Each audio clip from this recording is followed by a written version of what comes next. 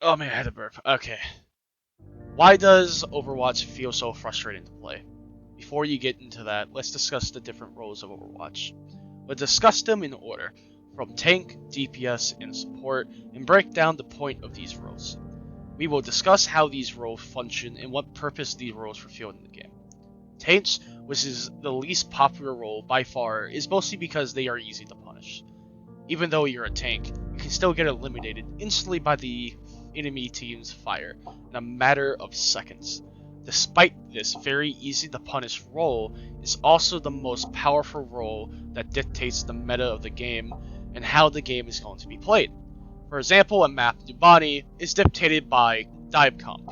Dive comp have high mobility tanks with the ability to take high ground, with your teammates evolving around the tanks that can play with the high mobility, such as Genji, Tracer, Echo, and other characters that can play around the team. Tanks decides how you're going to play, and with different maps having different metas that determine what tanks are best for the map, and how the tanks can better take advantage of these maps' natural resources such as natural cover, and other designs like high ground and choke points. Now, with DPS, or also known as damage per second, they are the main sources of damage. With damage naturally comes kills and elimination, with elims being the shortened term. DPS is by far the most popular role in the game to play, since it has the most clear-cut reward in the game, pop-off potential, which means the potential to kill and make big plays in short succession, giving you a big feeling of being the carry of the game that allow you to win team fights in the game overall. It's generally a really good feeling to play when you do well and eliminate the team, especially in these very crucial moments where the game is very cutthroat and back and forth, and just win with this awesome play. It always feels so good to get. Not really much to go over here, since a lot of it is just, it feels good. Simply feels good. You played DPS before, it feels great, alright? It's really fun to play DPS. You get to get kills and pop off. But anyways, the point is, DPS tend to be the win condition of the team. And since they are the win condition, that's what your team is going to play around, getting you in to kill the enemy team and popping off. Usually with combos, such as DPS ultimates. For example, let's say Nano Blade, which is an ultimate combo doing with Nano Boost from Ana, and having Dragon Blade from Genji, which is you using your ultimate, pull out that awesome katana imbued by the power of the damn dragon. That sounds pretty damn cool, but I'm a weeb. Alright, that's just pretty awesome.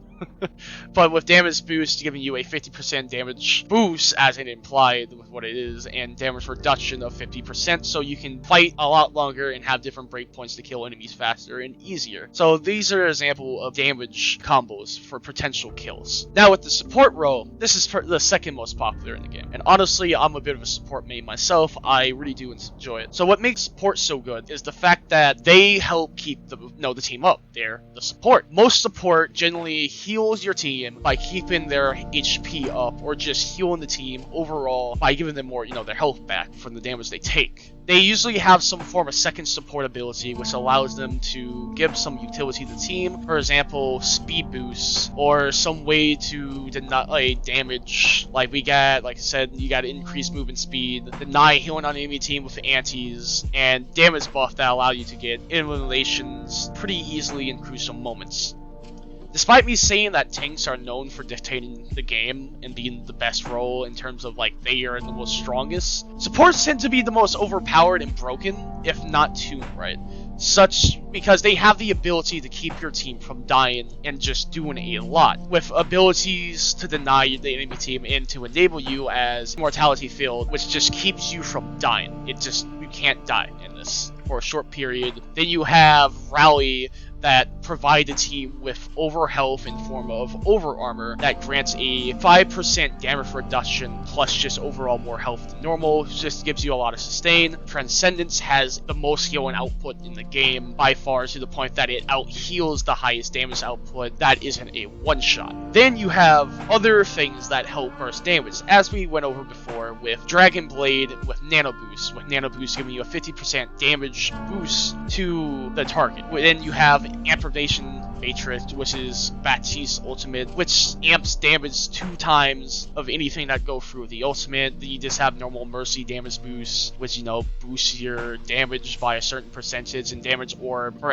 for the person who is equipped with the damage orb takes a damage increase. So this is why, you know, support tend to be very strong, because they have the ability to enable and to deny. And that's why they're so fun and one of the most popular, because you have this feeling of control. You feel like you are in control of the game, and you decide when someone pops off, and you can decide it's up to you. You can deny or you can enable. It's all in your hands. So now that we went over the different roles and the purpose of these roles, why does the game feel so frustrating to play? Why does it bring the worst of us and make us so angry sometimes? Why is it so upsetting to lose? It's due to a couple of reasons, and all of that has to do with this fable feeling of control that we desire to have, that we want to have. So when we discuss every role and how they have a job to fulfill, which allow the team to win, with every role depending on a different role to make it work, it can be really messy and difficult to find the problem at hand. So, for example, no matter how much I heal my team as a support and enable them, it doesn't matter if the enemy team isn't dying. If no one's dying, eventually you're gonna fall. What about DPS? Alright, so then it'd be a DPS problem, right? Not exactly, since even though I could have all the healings in the world, if I can't get into the enemy team, if I don't have the space needed to provide me the resources of getting the elimination and pick, then I'm not gonna do anything. I'm not gonna be able to get killed. I'm gonna get pushed on and killed, or everyone's gonna turn on me and kill me. I won't be given the opportunity to pop off like I should be able to. And that's usually the issue with DPS, they need space. So you'd be like, okay, then it's the tank's fault. Why aren't the tanks doing anything? Well, you see, no matter what I do as a tank, it doesn't really exactly matter. Because you can push in all you want, but if you don't get the proper enables, the proper healing and the support you need, you're just gonna get melted, man. Alright, there's a reason why we have the joke of the main tank experience. You get bursts in seconds. We have abilities like Hanzo's Storm Arrow, which just melts you in less than 2 seconds. Everyone in the game just gone in 2 seconds if you hit a heavy shot. It's ridiculous. It can be less than that if they charge up a bow before it. So there's a lot of damage that can burst the tanks fast, so they need ability to be kept up and resources to help get the team through. So they'd be like, oh, well, then it's back to it being a support issue.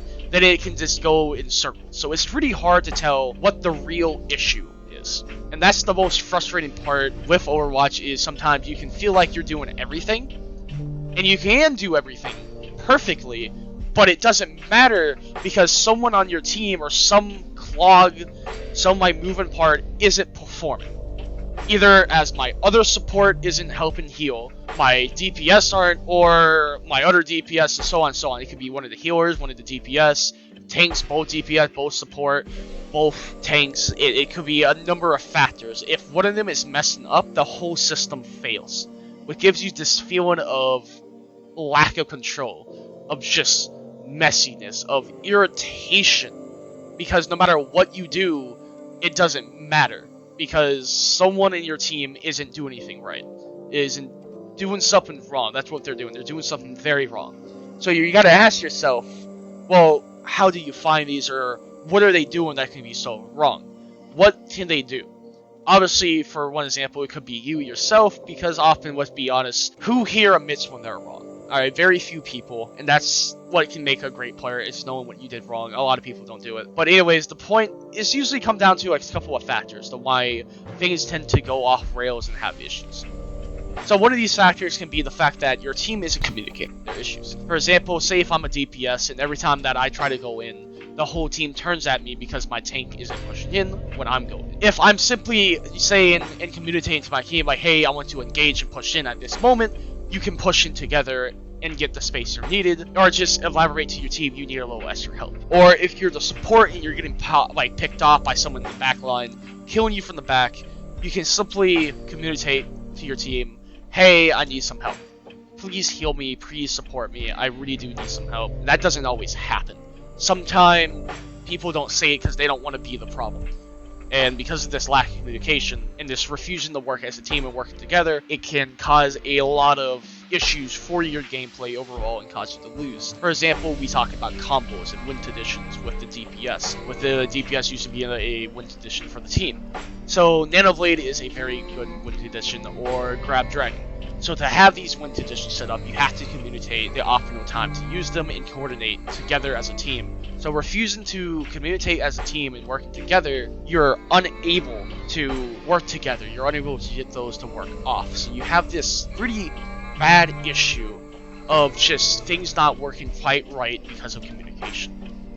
Now this can also be dictated because of a lose condition, because someone isn't doing their job. As we said, all roles have different jobs. Tanks make space and provide room for DPS in the team to do stuff. DPS get the eliminations and the kills, and is usually the win condition for the team. Support is the enabler and the punishers.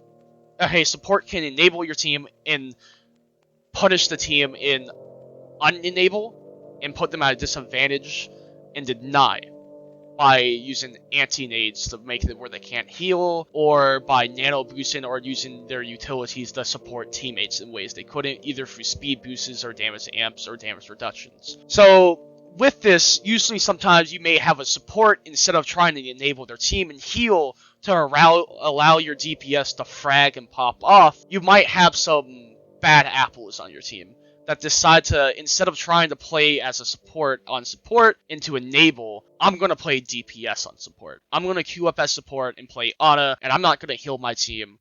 I'm just going to damage the enemy team.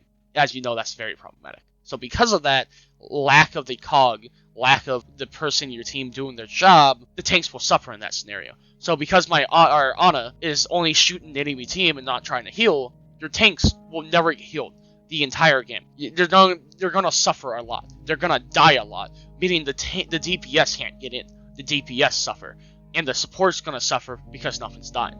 So because of these issues that is causing this butterfly effect of everything coming down, you're gonna lose the game. And that's just the nature of a team game. Because in a team game, it's not really about you. It's not really about your teammate, or that teammate, or this teammate. It's about you and a team, together, as the team. There is no I in team. The winner of the game is the team that makes the least amount of mistakes. And with the least amount of mistakes come the more likely to win. And obviously better team play and better potential to win. That's just the simple truth of the matter. So with your team playing together and playing more perfectly, it can allow you to win. And the team that makes the most mistakes is the one to lose. And usually this can be caused by lack of communication, or your teammates not playing their job right. Sometimes that's not the case. Sometimes you get a team to just be unlucky with a bad encounter, bad matchup, not playing meta, you played the wrong hero, you had the wrong resources, or you just were worse. And you tried your best, you played almost all perfectly, but one mistake happened, or the enemy team was slightly better, or did something unpredictable that tripped you up. So at the end of the day, sometimes you just lose because you lose. That's not really upsetting. But what's really upsetting that makes it so frustrating is when you're playing as a team together and your teammates don't want to play together. It's the lack of communication we went over, and the selfishness that we talk about with some people not playing correctly, where you have a Reinhardt in the enemy back line just trying to be a DPS, just in there charging in, trying to assassinate a Widowmaker or something like that, not playing correctly, trying to frag. Or you have Soldier 76 as the DPS trying to just constantly heal the tanks and not do damage for some reason. Or your Ana deciding that it's her turn to fight and just only shoot the enemy team and not heal your teammates, making it where you lose the game. So that can be very frustrating. And that's the lack of control. Because on paper, you can play perfect. You can make every right play, every perfect play. You can do everything correct and perfect and be the best player ever and still lose, simply because your team were overall worse. That even though you were so much better than your teammates, did everything correct, you were so much better than the enemy team as a whole, as a unit, you lose. And this is due to the simple concept of you're only as strong as the weakest link. And you're not able to do anything about it because your teammates decided either to troll, not play, or lack communication and not play as a team. And that's what's frustrating. That's the most frustrating part of Overwatch. It's just irritating. And as a whole, that's just the fault of team games in general. It can just be very frustrating. But anyways, that's just pretty much it. That's the end. I hope you guys enjoyed the video, and if you like videos like this, be sure to, follow, share, sub to the YouTube, and comment down below if you want to see more stuff like this, and potentially, comment what you want to see, if you want to see more breakdown or more discussions like this. Thank you guys for watching. Bye.